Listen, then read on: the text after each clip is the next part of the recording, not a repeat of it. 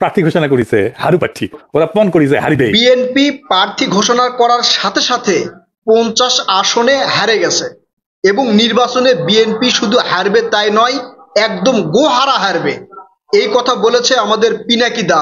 তো পিনাকিদা যেহেতু কইছে, ঠিকই কইছে। দেখি পিনাকিদা কেন এই কথা কইছে। পিনাকিদা কইছে যে নির্বাচনের এত আগে বিএনপির ঠিক হয়নি প্রার্থী ঘোষণা করা, এই কারণে বিএনপি নির্বাচনে গোহারা হারবে। দাদা, আপনি বিএনপিকে নির্বাচন শিখাতে আসছেন, রাজনীতি শিখাতে আসছেন, কখন কি করতে হবে সেটা শিখাইতে আসছেন। বিএনপির নেতাকর্মীরা যে হারে মামলা খাইছে, আপনার বয়স ততদিন হয় নাই, আপনি তো একটু চাপেই দেশ ছাড়া চলে গেছেন। আচ্ছা দেখি বিএনপি কি জন্যে এত আগেই প্রার্থীগুলা ঘোষণা করলো। বিএনপি 17 বছর ধইরা যেই জুলুম নির্যাতনের পরে টিকে আছে, অন্য কোনো রাজনৈতিক দল হলে হয়তো বা টিকে থাকতে পারতো না। এই 16-17 বছর ধরে বিএনপির নতুন নেতৃত্ব তৈরি হয়েছে এবং যে প্রার্থীগুলো ঘোষণা করা হয়েছে, এই প্রার্থীগুলোর মধ্যে বেশিরভাগই নতুন মুখ উঠে এসেছে। এখন বিএনপি যদি এই আগেই প্রার্থীগুলো ঘোষণা না করে, সেই প্রার্থীগুলো কিভাবে তার এলাকার ভোটারদের বা নেতাকর্মীদের কন্ট্রোল করবে, সেটা বিএনপির দেখা লাগবে না? বিএনপি না দেখেই কি তারে ঠিক মতো বসাবে বা নমিনেশন দিয়ে দিবে?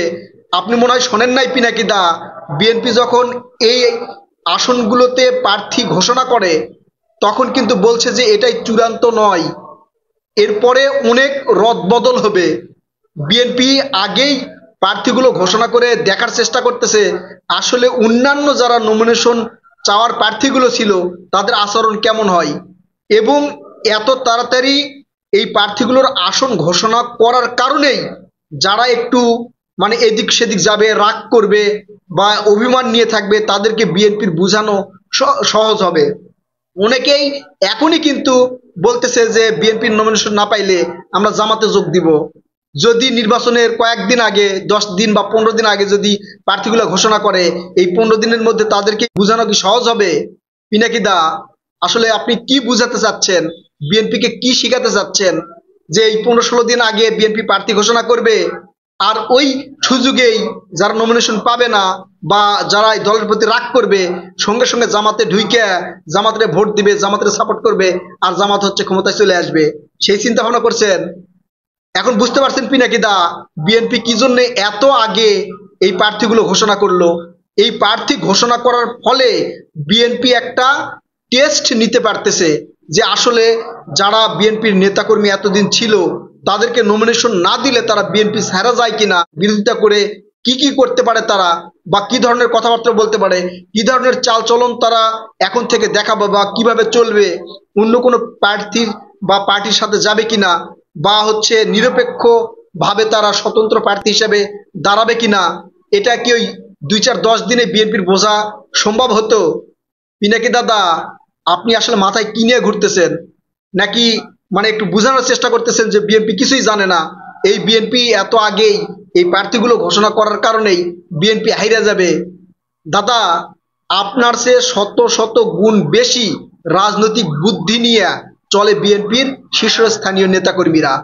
তাদেরকে তো আপনারা এই চান্দাবাজ, দখলবাজ, টেন্ডারবাজ, আবার বদলি বাণিজ্যের সাথে জুড়াই দিছেন। আবার বিএনপির পক্ষে কেউ কথা বললে তাকে ন্যাংটা করার চেষ্টা ভাবনা চিন্তা ভাবনা করেন কেন দাদা? এখন কি বিএনপিরে বুঝাচ্ছেন যে এই প্রার্থী ঘোষণা এটা বাতিল করেন, কইরা 10-15 দিন আগে করেন, যাতে ওই সুযোগে জামাতের লাভ হয়? এই এত আগে প্রার্থী ঘোষণা করার কারণেই বিএনপি এই টেস্ট গুলো নিতে পারতেছে।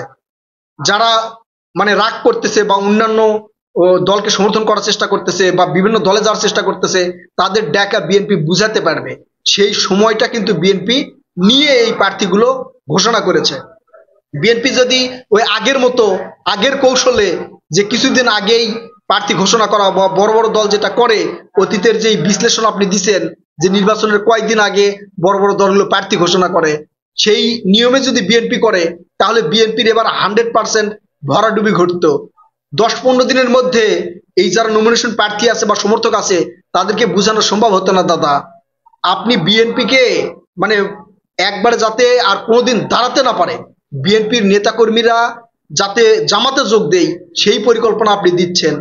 আপনার বোঝা উচিত ছিল আপনি যখন বিএনপির বিরুদ্ধে কথা বলবেন তখন একটু চিন্তা ভাবনা করে বলা উচিত ছিল। আপনি তো রাজনৈতিক বিশ্লেষক, হয়তো সিপিবির একটা কর্মী ছিলেন, আপনি তো সেখানকার শীর্ষস্থানীয় নেতাও ছিলেন বলে আমার তো মনে হয় না। আপনি বিএনপিকে রাজনীতি শিখাতে আসছেন। সবসময় মনে রাখবেন, বেগম খালেদা জিয়া বৃদ্ধ হয়ে গেলেও তার মাথা দিয়ে যেই মানে বুদ্ধি বা যে কাজ করানো যাবে তার 100 ভাগের 1 ভাগও এখন পর্যন্ত আপনার মাথায় জন্মগ্রহণ করছে বলে আমার মনে হয় না। সেটা আল্লাহ তাআলা জানে। তাই বিএনপিকেই আকাম কুকাম করা বুদ্ধি দিয়েন না। বিএনপি আপনার চেয়ে অনেক ভালো জানে। মানে কি পরিমাণ পরিকল্পনা আপনি নিছেন যে নির্বাচনে কিছুদিন আগে প্রার্থী ঘোষণা করবে, আর যারা নমিনেশন চাচ্ছিল বা যারা রাগ করবে তাদেরকে জামাতে ঢুকাবেন। বাহ, খুব ভালো একটা বুদ্ধি দিচ্ছেন পিনাকি দাদা। আপনার আগেই বলছি যে বিএনপি সম্পর্কে কিছু যদি কইতে হয় তাহলে একটু চিন্তা ভাবনা করে কইবেন। কারণ আপনি যেটা কইবেন তার মধ্যে যদি ভুল কোনো তথ্য বা ইনফরমেশন থাকে তাহলে কিন্তু খপ কইরা ধরে ফেলবো। কচ্ছপের কামড় দিয়ে মিথ্যা কথাগুলো বাইর কইরা জনগণের সামনে বুঝাই দিব। হয়তো আপনার ফ্যান ফলোয়ার বেশি, আপনার ওখানে যারা কমেন্ট করে সেটা তো দেখি বেশিরভাগই জামাতের লোকজন, বেশিরভাগই জামাতের লোকজন সেখানে কমেন্ট করে আমি দেখছি। তাই চালাকি কইরা বিএনপির ভরাডুবি দেখবেন, এই সুযোগটা আর নাই দাদা। ওই সুযোগটা বিএনপি আর দিবেও না। তাই বিএনপি আগেই চালাকি করে যে নতুন নেতৃত্ব দিলে এরা কি পরিমাণ নেতৃত্বের দায়িত্ব বহন করতে পারবে সেটা বিএনপি টেস্ট করতেছে। এবং এদের মধ্যে যদি কোনো ধরনের সমস্যা হয় বা তারা যদি নেতৃত্ব দিতে না পারে বা বিএনপি যদি মনে করে তার যোগ্যতার চেয়ে আরেকজনের যোগ্যতা ভালো, সে ভালোভাবে দলকে পরিচালনা করতে পারবে বা নেতাকর্মীদের পরিচালনা করতে পারবে, সবাইকে ট্র্যাকেল দিতে পারবে, নমিনেশন তারটা বাতিল করে যে যোগ্য প্রার্থী তাকে দেওয়া হবে। এই সুযোগের জন্য বিএনপি এত আগেই এইভাবে প্রত্যেকটা আসনেই প্রার্থী ঘোষণা করেছে। তারপরে তো আরো 63 আসনে করে নাই। কেন করে নাই সেটা তো আপনি আমি সবাই জানি। যদি কোনো শরিক দল হিসেবে সেখানে আসে বা বিএনপির সাথে যদি কেউ যোগ দিতে চায় বা বিএনপি যদি মনে করে যে আমরা জোটবদ্ধ হয়ে বা জোট করে নির্বাচন করব, তাদেরকে আসনগুলো ছেড়ে দিবে। দাদা, আপনার মাথা নিয়ে বিএনপি চলে না। আপনি যে কূট কৌশলগুলো শিখে দিচ্ছেন বিএনপিকে, এতে বিএনপির ভরাডুবি ঘটবে। আর বিএনপি এটা ঠিকভাবেই বুঝতে পেরেছে। মানে কিছুদিন আগেই প্রার্থীগুলো ঘোষণা করবে আর ওই সুযোগে আপনি চান্স নিবেন, সবগুলোর জামাতের ভিতরে ঢুকে দিবেন। এই সুযোগ বিএনপি দিবে না দাদা। তাই উল্টাপাল্টা বুদ্ধি দিয়ে উল্টাপাল্টা চিন্তা ভাবনা কইরা বিএনপির ভরাডুবি করতে পারবেন না। দুইজনে তো ভালোই চালাকি করছেন।